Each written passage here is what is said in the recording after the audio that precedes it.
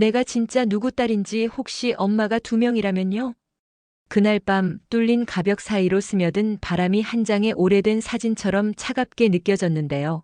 지은호는 그 바람 끝에서 이상하게도 자신이 누구의 딸인지 묻는 낯선 의문과 마주했었습니다. 창고를 보자마자 그만두겠다고 말했던 지은호는 집에 돌아와서도 잠이 오지 않았습니다. 카페 주인 정현수에게 이미 창고 사용 허락까지 받아둔 이지혁이 무심하게 살림을 들여놓던 얼굴이 자꾸 떠올랐는데요. 그 얼굴은 잘생겼고 침착했지만 이상할 만큼 단호했습니다. 선배, 이렇게까지 하셔야 했나요? 라고 물었을 때 이지혁은 짧게 대답했었습니다.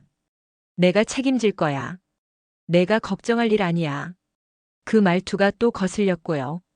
하지만 더 거슬렸던 건 그 눈빛에 겁은 없는데 사정은 있는 사람의 그림자가 어른거렸다는 점이었습니다. 혼자만의 싸움을 시작한 듯 했달까요? 박성재는 소식을 듣자마자 달려와 이지혁을 붙들었습니다. 둘은 어릴 때부터 친구라 말끝이 가볍게 부딪혔는데요. 성재는 너 가족한테 말은 했냐라고 다그쳤고 이지혁은 하지 마. 아직은 아무도 알면 안 되라고 잘랐습니다. 성재는 못내 불안했지만 은호 앞에서는 끝까지 예의를 지키려 했습니다. 은호 씨, 불편하게 해서 죄송합니다.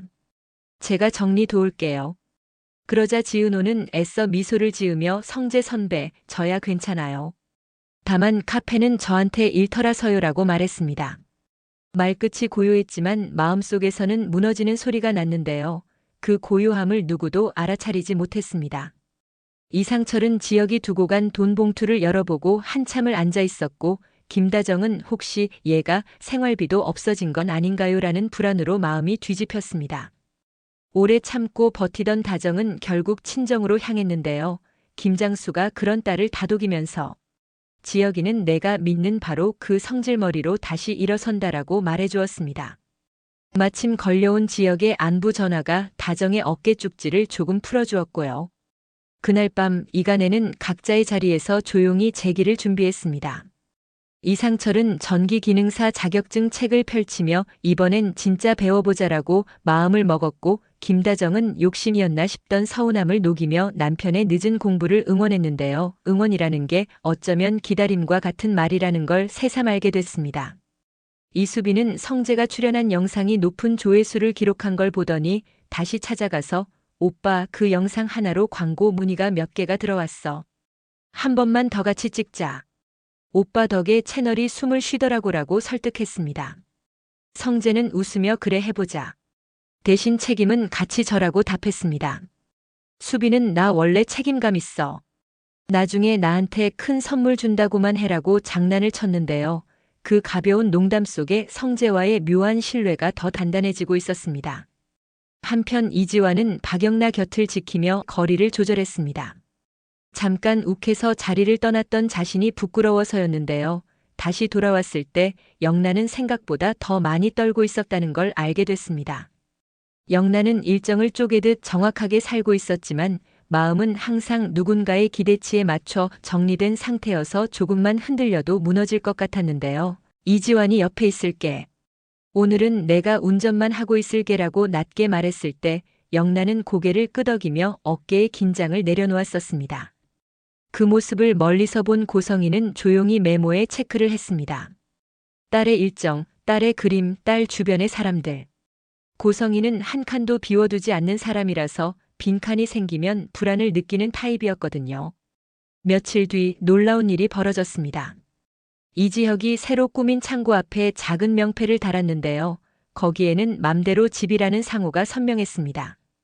의뢰인이 원하는 대로 살아온 대로 기억나는 대로 공간을 다시 짜주는 사업이라고 설명했습니다.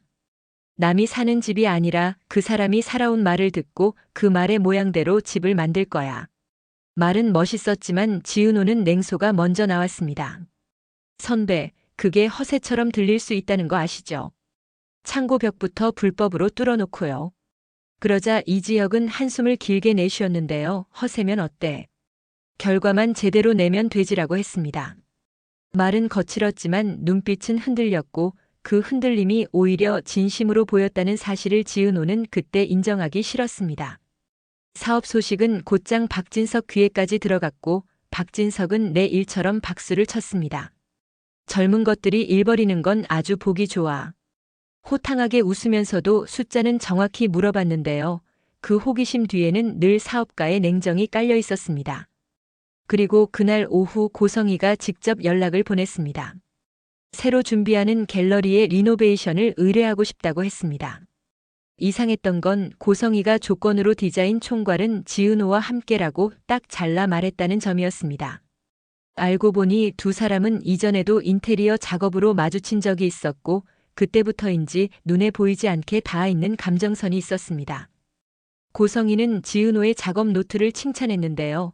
선 너머로 감정이 보이는 스케치더라. 그게 좋다라고 조용히 말했었습니다. 칭찬인지 탐색인지 구분이 어려운 톤이었습니다. 첫 미팅 날 이지혁과 지은호 그리고 성재가 한자리에 앉았습니다. 성재는 끝까지 지은호를 배려했습니다. 은호 씨, 오늘 회의는 제가 서포트하겠습니다. 편하게 의견 주세요. 그러자 지은호는 네, 성재 선배. 감사합니다라고 답했습니다. 반면 이지혁은 익숙하게 은호, 너는 동선부터 짜. 난 채광이랑 구조부터 보고 올게라고 말했는데요. 그 평소의 말투가 지은호의 속을 더 복잡하게 만들었습니다. 존중과 익숙함 사이, 안전함과 상처 사이에서 어쩐지 줄타기를 하는 기분이 들었기 때문이었습니다. 회의가 길어지던 중 고성이가 문득 지은호 손목의 작은 흉터를 바라보더니 의미심장하게 웃었습니다. 저 흉터 어릴 때 넘어지면 적이 많이 다치더라. 단지 그 말뿐이었는데요. 지은호는 일순간 심장이 내려앉는 느낌을 받았습니다. 그 흉터 이야기를 아는 사람은 사실 거의 없었습니다. 집에서도 잘 꺼내지 않던 이야기였거든요. 그런데 더 이상한 건 회의 막바지에 갤러리 창고 구석에서 작은 액자를 발견했을 때였습니다. 액자 안에는 오래된 신생아 발도장이 있었고 날짜는 지은호의 생일과 하루 차이였습니다. 이름을 덮은 금박 테이프가 어색하게 반짝였는데요. 누가 무엇을 왜 가렸는지 알 수가 없었습니다. 그 순간 지은호의 머릿속에서는 설마라는 단어가 지나가고 말도 안 되라는 방어가 그 뒤를 쫓았습니다. 그날 밤 정순이는 식당 문을 닫고 오래된 상자 하나를 꺼냈습니다. 상자 안에는 작은 베네 저고리와 함께 병원에서 준 안내문이 끼어 있었는데요. 안내문 모서리에는 은별산부인과라는 이름이 퇴색해 남아 있었습니다. 정순이는 종이를 만지작거리다가 끝내 접어 넣었습니다. 누군가에게 묻고 싶은 이야기였지만 묻는 순간 다시는 돌아갈 수 없는 다리가 무너질 것만 같았습니다. 그녀는 지은호에게 오늘 늦겠다라는 짧은 메시지만 보냈는데요. 거기에 담기지 않는 말이 훨씬 많았습니다. 다음 날 카페에서는 작은 소동이 있었습니다. 정현수가 급히 뛰어와 창고 공사에 대해 다시 얘기하자고 했고 지은호는 자신이 떠난다고 선언했던 일을 주워 담아야 할지 망설였습니다. 그때 이지혁이 말했습니다. 은호, 내가 떠나면 이 일은 시작도 못해. 내가 해온 게 정확해서 그래. 갑자기 건네진 인정이 낯설었습니다. 선배, 저 흔들리게 하시면 안 되죠. 그러자 이지혁은 고개를 숙이더니 낮은 목소리로 덧붙였습니다. 내가 잘나서 시작한 거 아니야. 이제는 내가 필요해.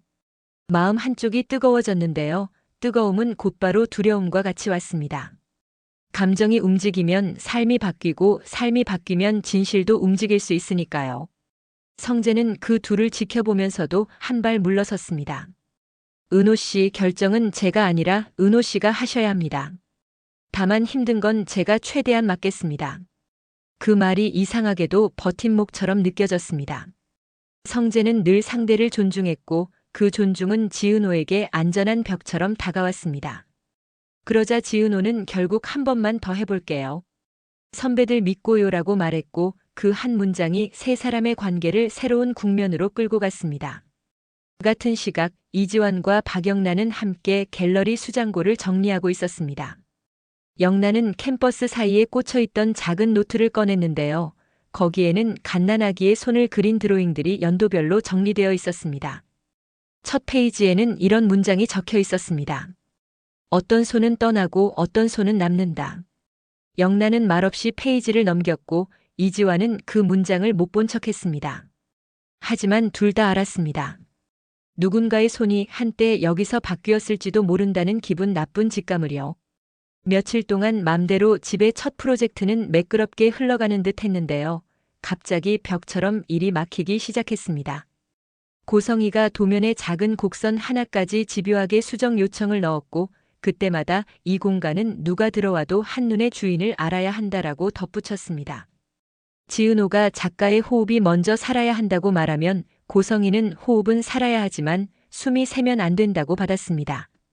정답 같지만 정답이 아닌 말들이 줄줄이 이어졌고 그 말들이 결국 사람을 덫에 걸리게 만들었습니다. 그 와중에 박영란은 엄마의 지적 앞에서 작은 숨을 삼켰는데요. 향이 조금 진하다 싶던 영란은 향수를 내려놓고 물처럼 옅은 로션만 발랐습니다. 고성이는 짧게 고개를 끄덕였고 그 끄덕임이 칭찬인지 안도인지 알 수가 없었습니다. 심리적 균열의 첫 번째 금은 그때 생겼습니다. 회의가 끝나갈 무렵 사무보조가 가져온 봉투 하나가 테이블 위에 놓였는데요. 수신인 칸에 지은호가 적혀 있었습니다.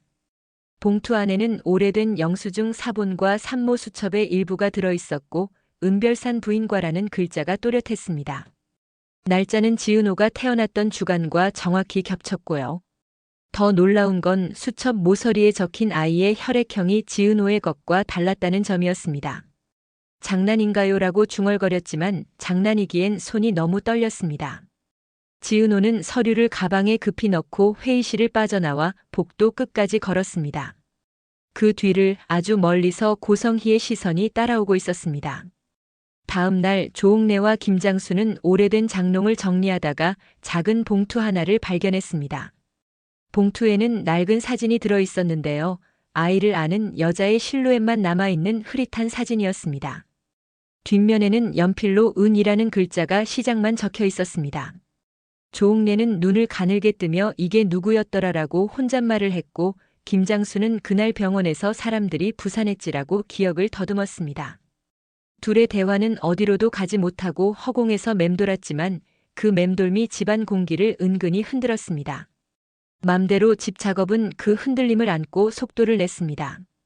이지혁은 밤마다 도면을 갈아엎었고 낮에는 의뢰인 앞에서 뻔뻔할 만큼 침착했습니다.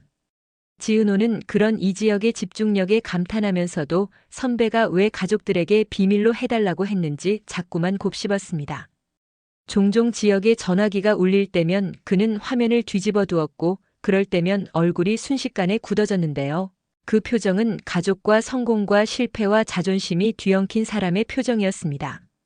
선배, 무슨 일 있으면 저한테 말해도 돼요라고 조심스럽게 건넸을 때 이지혁은 잠깐 눈을 피했습니다. 나 혼자 해결할 문제야. 그 말은 벽 같았는데요. 벽은 동시에 창이기도 했습니다.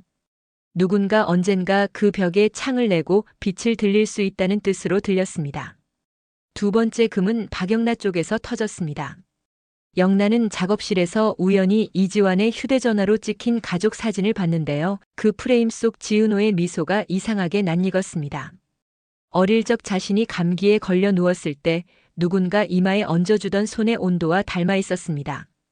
설명할 수 없는 감정이 모골대 아래에서 울컥치고 올라왔고 영란은 스스로를 다독였습니다. 괜찮아. 사진은 사진일 뿐. 그런데도 마음 한편이 계속해서 누군가의 손을 찾고 있었는데요. 그 손이 누구였는지, 왜 이제야 찾게 되는지 스스로도 알 수가 없었습니다. 성재는 그 무렵 회사 쪽 압박과 집안일 사이에서 균형을 잡고 있었습니다. 박진석은 아들에게 사람은 판을 키울 줄 알아야 한다고 말했고 성재는 아버지의 거친 조언을 나름대로 부드럽게 번역해 자기 삶에 적용하려 했습니다. 그러면서도 지은호 옆에서는 늘 한 발짝 뒤에 서서 빛을 가리지 않으려 했는데요. 그 뒤에서 서 있는 태도가 때로는 더 큰 존재감을 만들어냈습니다. 지은호가 흔들릴 때마다 은호 씨, 지금은 괜찮습니다. 잠깐 숨 고르죠라고 말해주었고 그 한 줄이 소란한 하루의 가장 고요한 문장처럼 들렸습니다. 결정적인 날은 뜻밖의 빨리 찾아왔습니다. 갤러리에 걸 예정인 대형 캠퍼스가 도착했고 포장을 벗기는 순간 작은 봉투 하나가 떨어졌는데요. 봉투 안에는 병원 팔찌 사진이 들어 있었습니다. 희미한 각인이 남아 있었고 그 각인은 이상하게도 지은호가 어린 시절 잠깐 차봤다는 팔찌와 거의 똑같았습니다. 다만 이름이 보이지 않게 긁혀 있었고 날짜는 지은호의 생일보다 한두 날 어긋나 있었습니다. 그때 고성희가 조용히 말을 꺼냈습니다. 가끔 날짜는 기억보다 정확하지 않다. 중요한 건 그때 누구의 품에 있었느냐다.